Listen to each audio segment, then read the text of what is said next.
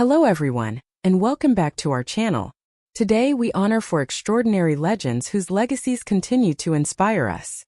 Before we begin, don't forget to support this video by liking and sharing it. Your support helps us keep these incredible legacies alive. Now let's get started. Arthur John Miles Anderson was born on August 29, 1922, in Staten Island, New York. Raised in a modest working-class family, Arthur's childhood coincided with the golden age of radio, a time when sound alone created entire worlds in people's imaginations. While other kids played baseball or stickball, Arthur sat by the radio, entranced by the characters, voices, and drama unfolding from a small box. By the time he was just 12 years old, he wasn't merely listening to the voices on the radio, he was one of them. Arthur's career began early, landing a role in NBC's Tony and Gus, followed by other youth roles in popular radio shows. His naturally clear, expressive voice and mature performance set him apart. By the time most teens were worrying about school dances, Arthur was working with the legendary Orson Welles in the Mercury Theatre radio group, including on the historic program The War of the Worlds, 1938.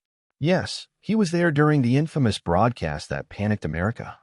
Voice of a generation, Lucky the Leprechaun. Though he worked across multiple mediums, radio, film, stage, and TV, Arthur Anderson became internationally famous for one unexpected role. Lucky the Leprechaun, the cheerful Irish mascot for Lucky Charms cereal. From the 1960s through the 1990s, Anderson gave voice to the mischievous, magically delicious leprechaun in the brand's commercials, embedding himself into the cultural memory of children across America. Ironically, Arthur wasn't Irish at all. He was of Danish and English descent, but his lilting brogue was so convincing and warm that generations believed otherwise. He once joked, "I'm not Irish. I'm not even a leprechaun. But I do have a knack for magic." That iconic voice made him a household presence, even if few knew the face behind the charm. Theater, television, and versatility. Arthur wasn't just a voice artist. He had range. His Broadway appearances included roles in classics like Carmen Jones and Paint Your Wagon. He acted alongside legends and under the brightest lights of New York's theater scene. He also popped up in TV series throughout the 1950s to 1990s, including Car 54, Where Are You?, Law & Order, and Midnight Caller. But radio always remained his true love. He was considered one of the last living links to the golden age of radio, keeping the art form alive through retrospectives, lectures, and interviews even into his 90s. A humble star and gentle soul. Despite his long career, Arthur never chased fame. He lived a modest, unpretentious life, content with the joy of performance rather than the spotlight of celebrity. He was known for his generosity toward fellow performers and his dedication to preserving the history of early radio broadcasting. He loved telling stories about the early days, including working with Orson Welles, watching radio give way to TV, and how animated serial commercials were made in smoky studios, long before computers and CGI took over. Arthur also wrote a memoir titled Let's Pretend and the Golden Age of Radio, which served both as a personal reflection and a historical document, archiving an era that younger generations never knew firsthand. Later years and legacy. Even as he aged, Arthur's voice remained distinct, cheerful, energetic, and full of wonder. In his 80s and 90s, he continued attending fan conventions, gave interviews, and mentored young voice actors. He passed away on April 9, 2016, at the age of 93 in Manhattan, leaving behind a legacy that spanned nearly 9 decades of American entertainment. Arthur Anderson wasn't a household name, but he was a household presence. His voice echoed through living rooms, Saturday morning cartoons, and breakfast tables across generations. In the age of short-lived fame and disposable stars, he stood as a symbol of something timeless. A voice that carried magic. Albert Donnie Popwell was born on July 15, 1926, in New York City, during a time when America was still reeling from the Great Depression. Raised in Harlem, a neighborhood known for its vibrant cultural scene and African-American legacy, Popwell was surrounded by jazz, poetry, and activism. This early exposure to the arts and the struggles of his community instilled in him a deep sense of resilience and expression. As a young boy, Popwell showed an affinity for performance, often mimicking characters from the radio and reenacting scenes from plays in front of friends and family. However, his path to stardom would be anything but straightforward. During his youth, African-American actors were often confined to stereotypical roles, if they got cast at all. But Popwell believed in his ability to break barriers. Stage roots and the journey to Hollywood. Albert's journey into acting began on the stage. He found solace and purpose in the theater, performing in local productions and steadily building his reputation. His early work in New York's theater scene honed his skills, teaching him how to command a presence and communicate powerfully without extravagance. Eventually, like many ambitious performers of his time, he moved west to Los Angeles, chasing the dream of breaking into film and television. It was the 1950s, a transitional period in American cinema, and while roles were still limited for black actors, change was slowly bubbling beneath the surface. Film career and the Dirty Harry legacy. Albert Popwell appeared in over 60 films and numerous television shows, but he is perhaps best known for his iconic work alongside Clint Eastwood in the Dirty Harry series. In the very first film, Dirty Harry, 1971, Popwell played the street punk who gets immortalized in cinema history when Eastwood's character delivers the legendary line. You gotta ask yourself one question: do I feel lucky? Well, do you, punk? Though that scene lasted mere moments, Popwell's reaction, intensity, and screen presence made it unforgettable. He became a recurring figure in the franchise, appearing in 4 Dirty Harry films: Dirty Harry, 1971, Magnum Force, 1973, The Enforcer, 1976, and Sudden Impact, 1983, where he played more prominent roles. Popwell had a unique talent for playing men who exuded strength, sometimes villains, sometimes allies, always magnetic. He didn't need leading roles to make an impact. With a single glare, a few words, or even just a reaction, he could own the scene. Beyond Dirty Harry, a face of blaxploitation and social commentary. During the 1970s, the blaxploitation era opened doors for African-American actors, and Albert Popwell stepped through them with gusto. He appeared in several films that explored themes of racial justice, urban survival, and empowerment, genres that gave voice to communities long silenced. Notable films included The Mac, 1973, Friday Foster, 1975, and Black Samson, 1974. Popwell was never afraid to speak through his roles. His characters often embodied the fight for dignity, power, and respect, echoing the broader civil rights struggles of the era. Though many of these movies were produced on modest budgets and often sensationalized, Popwell treated each role with depth, portraying even hardened criminals with layers of humanity. Television, activism, and personal life. Outside of film, Popwell had a long list of television credits, including guest appearances on shows like Good Times, The Jeffersons, and Ironside. He was known for his professionalism on set and for mentoring young actors of color trying to find their place in a complicated industry. Albert Popwell was also active in the African-American community in Los Angeles.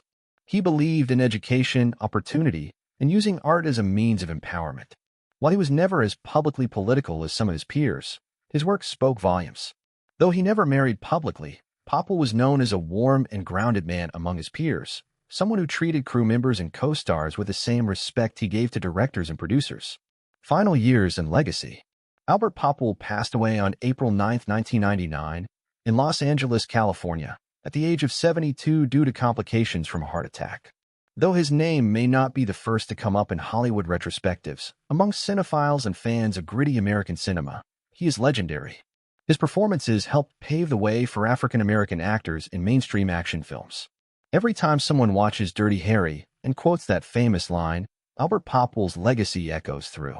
He may not have always stood center stage, but he was the soul of many unforgettable scenes, a man whose fierce talent, quiet determination, and unshakable dignity made him more than just a supporting actor. He was a pillar of a changing era. Richard Ng Yu-han was born on December 27, 1939, in Guangzhou, a bustling city in southern China. Born during a period of political unrest and war, Richard's early childhood was anything but ordinary. His family, seeking a better life and safety, soon moved to Hong Kong, a British colony at the time that was becoming a vibrant hub for trade, culture, and the arts. Growing up in Hong Kong, Richard was exposed to both traditional Chinese values and Western cultural influences. He was a curious child with a wild imagination, often mimicking characters he saw in films or inventing comic scenarios to entertain friends and family. While his family was not from the entertainment industry, Richard had a natural flair for humor and performance. In his late teens, he moved to the United Kingdom, a bold step that would broaden his worldview and shape his future as an actor. There, he juggled odd jobs while trying to find his calling. Life in the UK and first steps in acting. In Britain during the 1960s and early 70s, Richard faced the challenges of being a Chinese man in a largely white-dominated society. Despite cultural and racial barriers, he remained undeterred. His charismatic personality landed him small roles in television commercials and British TV shows. His fluency in English and his ability to adapt to different cultures made him one of the very few Hong Kong-born actors with real international experience at the time. While these early roles weren't glamorous, they gave Richard the training ground to refine his timing, expressions, and presence on camera. But it was his return to Hong Kong that would truly ignite his career. Breakthrough in Hong Kong cinema. Richard's film debut in Hong Kong came in 1976, and almost instantly, he carved out a niche for himself. At a time when martial arts action stars like Bruce Lee and Jackie Chan were dominating the screen, Richard brought something different, pure comedy. His big break came with the 1983 film Winners and Sinners, directed by Sammo Hung and co-starring Jackie Chan, Yuan Biao, and Charlie Chin. In the film, Richard played one of 5 quirky ex-convicts trying to restart their lives. His performance was hilarious, heartfelt, and scene-stealing. The audience loved him, not for stunts or fight scenes, but for his everyman charm. His character wasn't a kung fu master or a suave hero. He was relatable, flawed, and funny. He represented the comic side of a rapidly changing Hong Kong, where humor was a way to cope with chaos. The Pom Pom series and cult stardom. Building on his success, Richard starred in the Pom Pom film series, 1984 to 1986, playing a clumsy but lovable police officer. His on-screen partnership with actor John Shum became iconic. Together, they created a new brand of police comedy that was far removed from the gritty realism of other cop dramas. Films like Pom Pom, 1984. The Return of Pom Pom, 1984. Mr. Boom Meets Pom Pom, 1985. Became massive box office hits. Richard's performances were marked by physical humor, subtle satire, and an ability to laugh at himself, something rare among male leads of the era. He also had memorable roles in My Lucky Stars, 1985. Twinkle Twinkle Lucky Stars, 1985. Wheels on Meals, 1984. Often appearing alongside top-tier action stars but stealing scenes with just facial expressions. Personal life and family.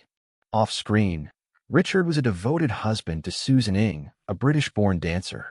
Their intercultural marriage was uncommon in the 1970s and 80s, but symbolized Richard's open-minded, global outlook. The couple had 4 children, one of whom, Carl Ing, followed in his father's footsteps and became an actor and model. Despite his fame, Richard was known as a down-to-earth, warm-hearted person who treated his colleagues with kindness and respect. He was often seen encouraging young actors, advising them on comedic timing and the importance of humility in show business. Later career and life in the UK. In the 1990s, as the Hong Kong film industry began to shift, Richard gradually reduced his on-screen appearances. He and his family moved back to the UK, where he continued to take on roles in British TV dramas, including The Bill, River City, The Fifth Element, 1997, and a brief cameo role. Even in his 60s and 70s, Richard continued acting. His humor never dulled, and he brought joy wherever he went. He was one of the few Hong Kong actors to successfully bridge East and West, working in both industries with dignity and charm. Health struggles and final years. In his later years, Richard faced a number of health issues, including chronic kidney failure, for which he required dialysis several times a week. Despite his declining health, he continued to appear in public and remained active in the film community. He passed away on April 9, 2023, at the age of 83. His passing was met with grief across both Hong Kong and British film circles. Tributes poured in from fellow actors, directors, and fans who had grown up watching his films. Legacy and cultural impact. Richard Ing's legacy isn't just in the dozens of films he appeared in, it's in the warmth and laughter he brought into people's homes. He helped redefine what it meant to be a comic actor in a genre dominated by action stars. He was a pioneer of multicultural representation long before it became common. He showed that laughter could be powerful, even revolutionary. To this day, he is remembered as a trailblazer in Hong Kong cinema, a beloved comedian, and a symbol of resilience. Bob Wootton was born on March 4, 1942, in Paris, Arkansas, a small town surrounded by farmland, gravel roads, and the sounds of classic country on dusty radios. Growing up, Bob didn't dream of red carpets or Hollywood stages. He dreamed of rhythm, a specific rhythm, that boom-chicka-boom sound made famous by one man, Johnny Cash. As a young boy, he practiced guitar obsessively, often imitating Luther Perkins, Cash's original guitarist. Music was more than just a passion. It was an escape, a language, and a fire that refused to go out. By the time he was a teenager, Bob could play Cash's entire set list, note for note, as if born to back the man in black. But fate would take its time. The night everything changed. It was September 17, 1968, in Oklahoma City. Johnny Cash was scheduled to perform, but tragedy had struck. His longtime guitarist Luther Perkins had recently passed away, and Cash's temporary replacement was delayed by a storm. The band was incomplete. The show risked cancellation. But in the crowd was Bob Wootton, holding a guitar and his lifelong dream. When Cash asked if anyone could step in, Bob raised his hand.